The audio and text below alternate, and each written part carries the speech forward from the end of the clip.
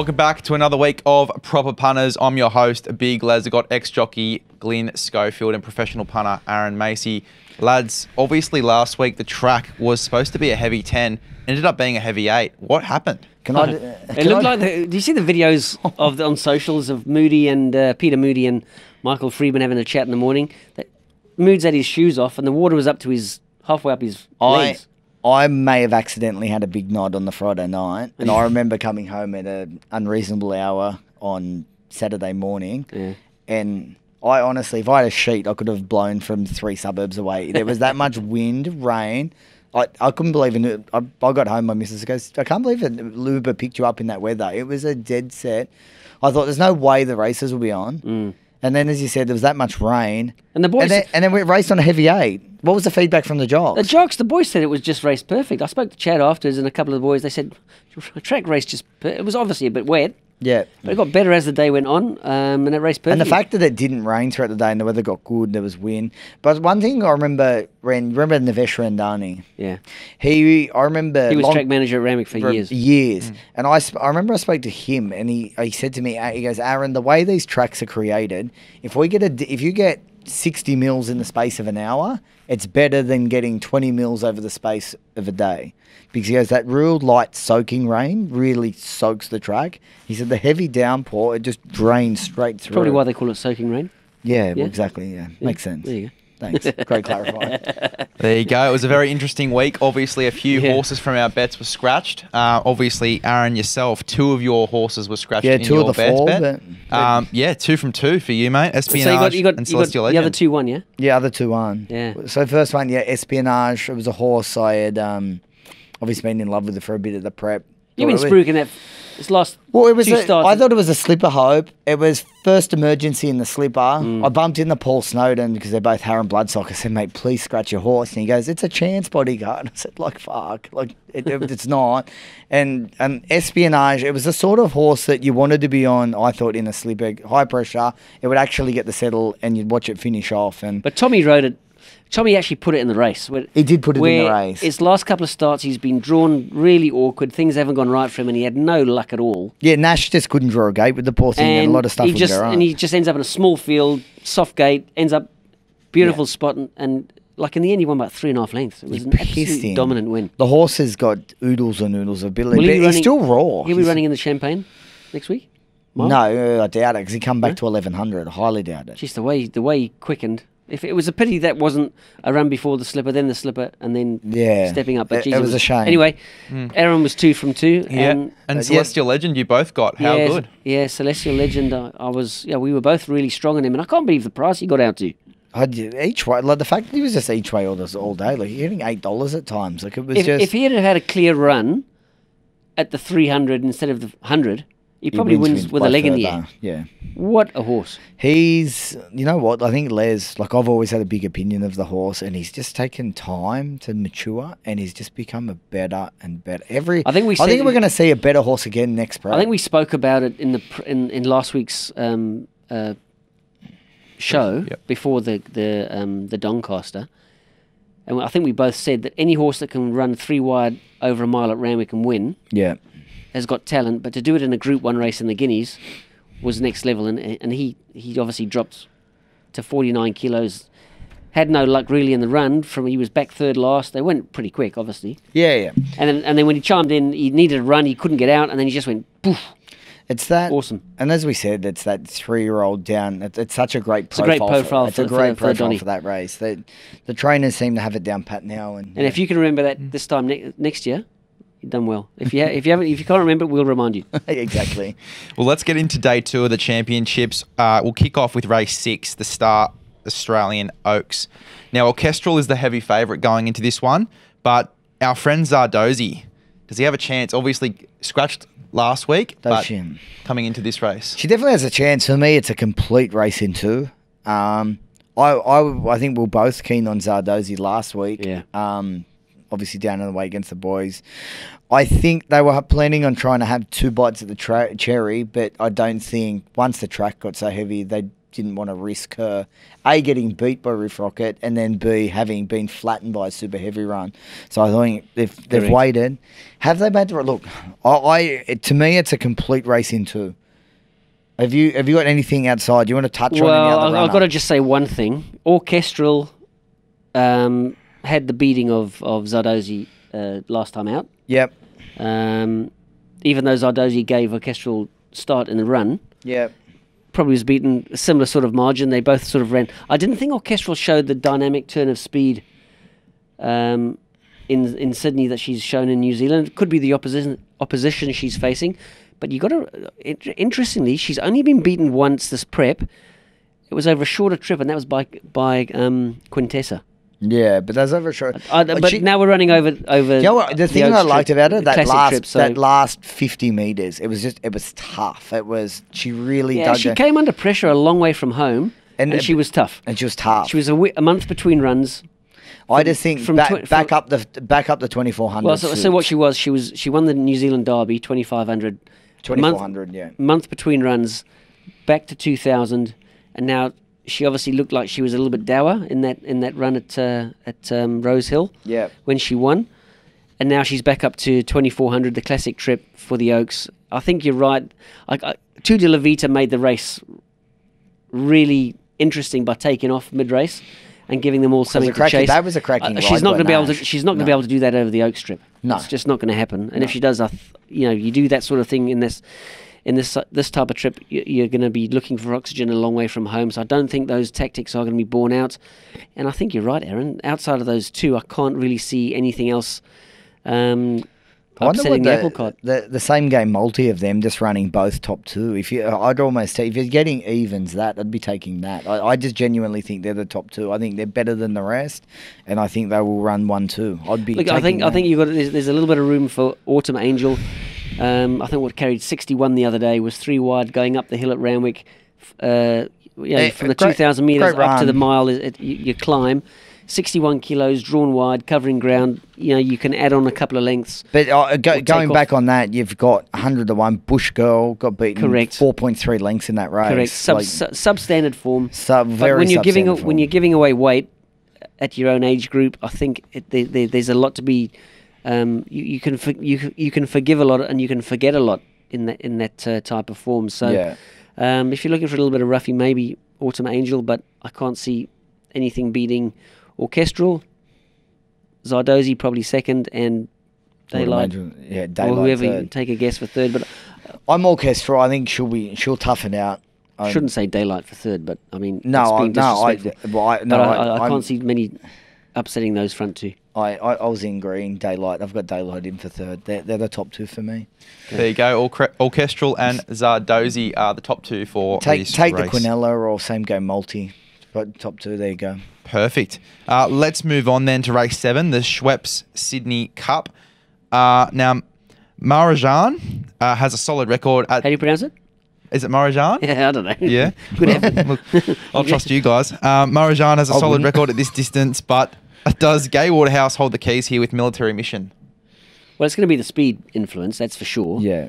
And look, she's also got Serpentine that was beaten, got up off the boards and came back to win again. Fuck, it was a gutsy win, the Serpentine win. It was a great win. Very, very gutsy win. Look, it's a Sydney Cup. It's 2 miles. It's a specialist distance. You've got to obviously, there's a big difference between running 2,400, which is a mile and a quarter, because a lot of horses can have a turn of speed over a mile and a quarter. Yeah. Or mile and a half. And then, a mile and a half. Yeah. And then you get up to 2 miles.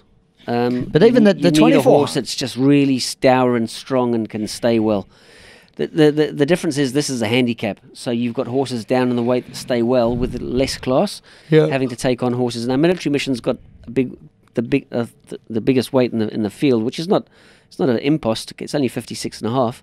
Yeah, it's not a drastic. It's not like they're pretty. It's 59, and it's pretty compressed weights considering, isn't it? Well, it's just the conditions of the race that there's not a standout horse in the race. I'm going with the Melbourne Cup runner that ran 4th, Ash Run. He runs the trip. Craig Williams jumps aboard. He's riding well. Kieran Marr, he's a master trainer of stayers. Drawn a little bit awkwardly in 12. Great handicap running weight of 55.5 kilos. I just think realistically stays well, has performed really well against much better opposition than this, being the Melbourne Cup that I'm talking about, and he's my on top pick. I had him as one of 3 chances and agreed with all of the great points you made for him. The horse over on top, it's the horse that is just favourite around the $5 mark, and it's Circle of Fire. When you go look at his run, or you would think, yeah, maybe a little bit lesser form, which I did look at, and I went, and if you go and watch the run, as he comes around the bend over 2,600, he's dead set 5 and 6 wide, and he looks half flat to the boards. His last 200 metres was the 6th fastest on the whole day. That's interesting you say that, because if you go back and look at the first third of the race, he pulled his head off the whole way. So my concern with him, I agree with what you say. I really like the way, because Dylan popped him out 4 and 5 wide, which is what you want to do with stage. You don't want to break their stride. You don't want to sit and try and look for a hole. But the fact over that trip, was it the Chairman's over 2,600? 2,600. He was pulling. He was travelling really, really keen. He was flicking his head, going through the winning post the first time around, and that's a bad thing to have when you're running over 2 miles. He's drawn wide. He's got an imported jockey coming. He doesn't know the tempo of our races. In Europe, they jump and over 2 miles they jump and they roll along. This is going to be a staying race in Australia, which they're not going to go that fast early on. Where does he get to from that run? Does he come around? Does he go back? So I'm a little bit. There's no knock on the jockey whatsoever. He's a world class jockey. Is he okay? But and he's. I shouldn't say he's an upgrade on Dylan Gibbons, because Dylan rode him to win last time. But he's certainly a world class jockey. So there's no knock there. But I just don't know where he mapping him. I couldn't find a place for him to get into. And if he pulls and travels keenly, that'll be the end of his run. Okay. When I went and looked, and I almost felt to go put the line through a little bit wide gate for some of those things. And then I looked at what he did wrong. But to run over 2,600 metres and have the 6 fast, you got to think of all the sprint on the day. This is a day where you've got on the day. On the day, this is like top class sprinters running on the day, and he's run the 6 fastest closing split. That's a very impressive thing for a stayer to do. So I had him on top. I completely agree with a lot of what you said with Ash Run. The other horse I wanted to make mention of was the John O'Shea Galloper, which I've just loved, Athabaskan. Comes out of similar form line, very similar run to your Ash Run. I just loved his last 200 metres. He just really started to look like he was just getting warm late. This has been the target all along, as pretty much every horse in the race, but he just looks like he's cherry ripe to run 3,200 metres. He just looks like he's got the miles in the legs. He really looked like a 3,200 metre horse getting warm last start. He's around the $9 mark. I think he's great value. I'm a little bit more Circle and Fire from Athabaskan and Ash Run. They're the 3, but in that order. Yeah, I like a little bit of Mostly Cloudy as well, number 15. Didn't hate it either. I just love Rachel King riding these horses over staying trips. She just flops over their necks. She gets them to relax. They're predominantly normally forward on speed, and she just gets them to switch off and just forget they're running for the first half of the race. We saw her do it with Arapaho last season somewhere. She won a big race on it. So I really like the fit for this rider, for this horse. She certainly does. They just do follow it. They just travel for her. Yeah. Jamie Carr's got the thing about her a little bit as well. I know it's like a feminine thing, but they just seem to just really relax. They're two serious jockeys. Even there's a female. Racing's the only sport outside of sailing, if you want to call it a sport, where females and males perform without handicap on the level keel. Any other sport, you think about it, they're all segregated unless you've changed your sex and you're a man and competing against the girls. That's true. You are the only sport where you can compete against a female at level weights. At level, on the level. So and these girls are doing themselves proud. Definitely. So I like the fit of Rachel riding staying horses, especially lightweight, drawn soft. Well, not really drawn soft in 14, but I think she'll be in a good spot. Just let the horse travel, and I wouldn't be surprised to see this horse pop up at odds too. All right. Perfect. Well, let's go to one of the more exciting races of the day. Race 8, the Queen Elizabeth Stakes. Now, is Mr. Brightside the obvious choice in this race? And is Cascadian maybe worth a punt around the $8 mark? I don't think he's the obvious choice. No, he's by no means the obvious choice. Talking on Mr. Brightside, his first 2 runs this prep, he looked like he was in for an unbelievable campaign. Now that he's had he's been beaten twice. You look back at those 2 runs, and he was pretty much gifted the races. When he won them. When he won them. He drew wide when he had to go back and couldn't catch Jenny. So if you heard it here first, Glyn has called Mr. Brightside a fraud. No, I haven't. I actually call him the best weight for Asia horse in the country. So, look, I don't think he's at his best over this trip. I think he's a great miler. His record at Randwick is great. So you can't discount him. I don't think he's the horse to beat, though. I think Via Sistina. I think Via Sistina, the way she won first up in the Randvet Group 1 race, doesn't say. I think we spoke about it in the show before she was running. It was my best bet of the day. Yep. And she didn't look like she'd had any trial form behind her name, but knowing Chris Waller, she'd had a lot of work put into her. And in that race, first up over 2,000 in Australia, James McDonald jumped and dropped the straight in behind the field. She looked to travel a little bit keen, maybe a little bit of freshness on her side. Absolutely ambled up to them on the corner.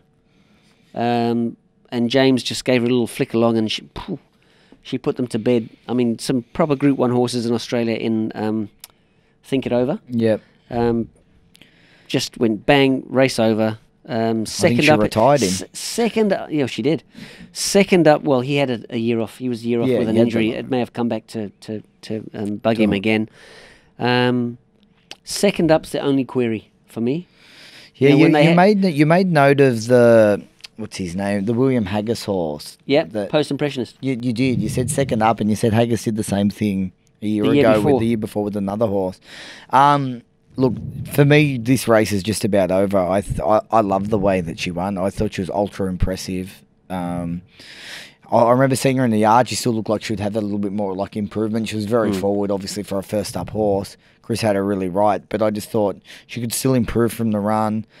J-Mac sticks. I've always said that Mr. Brightside doesn't run 2,000. Yes, I know he's been just beaten in a Cox Plate, but it was that Cox Plate was not a truly run 2,000 in my opinion, and it was shown that he couldn't do it again the other day. I'm happy to put a line through him. Cascadian, you tipped him last start. Last start, it was spot on. Great tip. Horse is going well. He's definitely a horse that's probably a chance here. He's won from run at the track and trip. Could see him running a cheeky race. And I give massive credit to Pride of Jenny. I don't think either. I gave it none over 2,000 in Flemington she's been last beaten start. That and just got beaten in the shadows of the post by Cascadian, who relishes the distance, loves Randwick as well. I'll tell you what though, it's no cut and dried affair. If Via Sistina brings her best form, she just wins again. Yeah. Second up is a bit of a query for me because she was a bit fresh first up. It wasn't a gut buster by any means because it was quite a soft win. I'm tipping that she's going to win. I think. Cascadian probably is my next best, and of course you got to give Mr. Brightside another crack at it, and then maybe a Randwick 2000s maybe a little bit tougher than Flemington. I'm giving them absolutely none. Via Sistina just wins. She returns what she did. I think she just wins. I think it's race over. Black odds is good odds. Okay, there we go. Perfect. Well, let's get into the last race we're covering today. Race 9, the Grain Shaker Vodka Queen of the Turf. Zoo Gotcha has won 50% of its races and is the favourite in this race.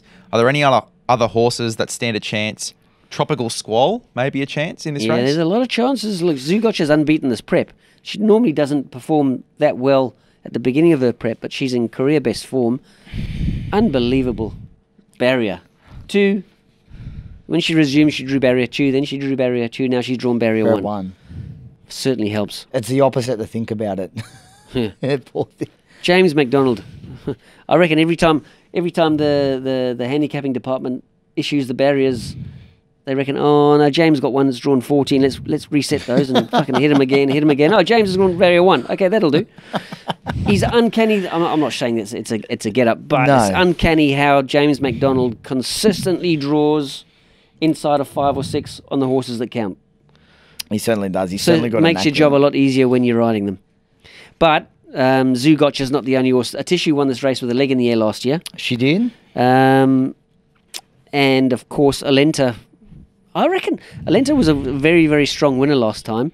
But if you go back and look at Zugotcha's run, I reckon if Semenya, which was racing outside of it in the run, Yes. if Semenya stays on the outside of Zugotcha and doesn't go scouting out wide looking for a run, Semenya gets the run that Zugotcha ended up taking, holds Zugotcha on the rail, gets first run in it and just wins.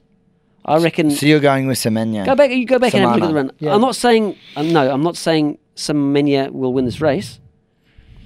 I'm saying on its last start, if Dylan Gibbons had ridden a race to hold Zugotcha on the fence and ride maybe a bit more tactical of a race rather than he rode a race to get it out and to win, clearly, which is the right thing to do. But shortly after he popped off and went around the horses to his outside to get clear running, a runner appeared straight in front of where he was, and Zugotcha just went straight through it and won. So, you have a bit of a more more experienced rider on Semenya that day. I think you possibly changed the result. What are your thoughts on Tropical Squall here? I reckon from a wide barrier last start, had to burn a lot of gas. There was loads of tempo, was only beaten narrowly at the death. I think this time there doesn't seem to be a lot of speed. She's drawn soft. I think it'll give this race a big shout. Yep. Big shout. I quite like her. I'm not necessarily as a standout to win, but it'll be thereabouts. I think a lot of some of these mares races, fillies mares races, I find the horses when they wait for age mares, usually the horses, those top saddle cloths, are highly competitive. And I think a lot of the time when they are in form, the best mare wins. I gave Atishu a really good chance. Yeah. Last start against Cascadian, it lost no admirers, comes back to her own sex, huge chance. I've got Zugotcha on top. They're my top two. It's not a race I'm super keen in because I'm finding horses pretty hard in the market. I will be having a peanut on my more secrets because I'll die if she wins at 100 to 1. She's one of your favourites. But I'll tell you, and just one other little horse I want to make mention of is Renaissance Woman. Mm. I tipped at each way last start. She ran third. I think the 2000 back to the Randwick mile has always been a bit of a proven formula. Yeah, it has. I think at a pretty big price, she could run a really tricky race. So she's probably they're my two little value runners in, and I like Zugotcha and Atishu. I'm kind of playing around there. Not a race. Don't go anywhere yet. I've still got something else I want to speak about. What about the luckless Macarena? It should have won. It should have beaten. What's the thing? It was Alenta. Yeah. It ran fourth. Timmy Clark was looking left, trying to get out. He's lucky that he did get out because it actually finished off pretty strong. If he'd been able to get the run when he wanted it, it would have. I reckon it probably would have won that race. Probably wins the race. It's drawn a middle gate, change of jockey because Clark rides for Waterhouse, which he always does. I'm not saying that would have been his choice, but he may not have had a choice because he may have been removed off the horse anyway. But gun to your head, who do you tip? Oh, look, I'm with Zugotcha. I am. I think she's got superior form. She's 2 from 2, and she's a mare in form. As you've mentioned, mares in form are it's a proven recipe for further formed. And of course, she's the best performed mare in the race. I obviously give the 3-year-olds Tropical Squall and Macarena big chances. And outside of that, I suppose you got to give Semenya a big hope because of what I've highlighted earlier. All right, beautiful. All right, perfect. Well, with all that in mind, let's get into our best bets. Glyn, I'll start with you because you've actually gone outside of Randwick for some of your bets. Yeah, I've got a couple around the globe. Around the globe. Mr. Worldwide, Mr. Worldwide, yeah. Okay, so I'm going in Bendigo race. What do we got? Race 5, number 11, Moby Dick. I reckon Randwick race 8, number 8, Via Sistina, for what we've spoken about. Randwick and race 3, number 5, Shadows of Love. I really like the way this horse has really attacked the line. Tommy Berry sticks. A lot to like about that. And then I'm going up to Doomben, race 6, number 7, Extravagant Star, sorry. There you go, Mace. Yes, I'll try and keep the good form in order, but I've gone a little bit wider with a few. I like race 3 going against Glyn. Race 3, number 1, Tavi Time. Chris Lee's galloper. Been targeted to the race like numerous of these horses. Won in incredible fashion first start. Then last start was completely unsuited behind a real fast horse in Winchat. We just got to dictate the pace. Unsuited. We'll need to overcome, get a little bit of luck from the gate, but I think it'll be really hard to beat. Staying at Randwick, race 5, number 6, Schwartz. Tipped him the other day when he was first up. Market was a little bit soft on him late, and if you saw him in the mounting yard, he did look like he was going to improve from the run. Loomed up to win, just got beat, went really close. I think he strips fitter. Probably a slightly harder race, but I think around the $5.50 mark, he's great each way value. Race 8, number 8, Via Sistina. This horse's win was absolutely incredible first up. I think will improve from the run, and I just can't see it getting beat. And we're going to cap it off with one at a bit of value. Race 10, number 3, Wee Nessie. Her first run in Sydney last start was just behind a horse called Chain of Lightning, which came out, won the TJ last start, so not a bad form line. Actually finds an easier race than it did last start, and you're still getting around the $8.50 mark. Incredible value each way. I think can't really see it missing a place. There you go. Well, prices are subject to change, guys. All of these best bets will be under the BTFU hub, so make sure, if you haven't already, to download the CrossBet app. If you're going to have a punt with someone, make sure you do it with CrossBet, and make sure you copy and paste these bets one click away on the BTFU hub on CrossBet. Now, let's get into our Saturday doubles. I'll start with you this time. Aaron, what are you going to go for here? As I've said, Via Sistina. If she gets beat, I'll get beat. I'll be pretty disappointed. So. Yeah, and Glyn? Yeah, mine's Extravagant Style, bit of value there. Yeah, perfect. My scrum from the other night was the Sharks head-to-head, the Raiders head-to-head, Selwyn Cobbo to score any time with the Cowboys to get over the line here, 3.5 line there, $9.52. Beautiful value. Mace, your Friday filler? Nothing from the Friday this week. It's just very average racing tomorrow. That's pretty ordinary for you. You've been on fire. I know. I think three or four of your Friday fill-ups have won, haven't they? You know what though? It's a tricky time of year when you've had that real wet track, and then you come back to dry track. And I had a look. I think the races at Canberra very average. I only like the tip when we're confident. It's fair enough. Join the Discord, get involved, and you get confidence ratings. Discord's growing quite rapidly. Yeah, it is. Yeah. And look, we've had a bit of luck. The last couple of days a bit rough with the wet weather, and I think pretty much all week I've sent out a couple of suggested bets for people who do want to bet, but I've those heavy tracks I try and stay away from unless you really find a muddy. You know, they can. Just for people who do want to bet, a heavy track at Warwick Farm is different to a heavy track at Kenzo, which is different to a heavy track at Gosford. They're very hard to match up that form and can be quite tricky, so I try and steer clear. Well, as Aaron said, he has been putting plenty of bets in the Discord there for you guys. And if you haven't already, make sure to go ahead and join the Discord. If you have any dramas, contact myself, contact Aaron or one of the admins of the WhatsApp chat. If you're on the WhatsApp as well, get over there soon because we are going to slowly but surely close that WhatsApp as well. So make sure you get over the Discord very, very soon. If you're going to have a punt, as we said, do it with our friends at CrossBet under the BTFU hub. If you're going to have a punt this weekend, gamble responsibly and please set a deposit limit. Lads? Thank you. See you later. Sure, yeah. Good luck punting on Saturday. Some great racing. What are you prepared to lose today? Set a deposit limit. For free and confidential support, call the number on the screen or visit the website.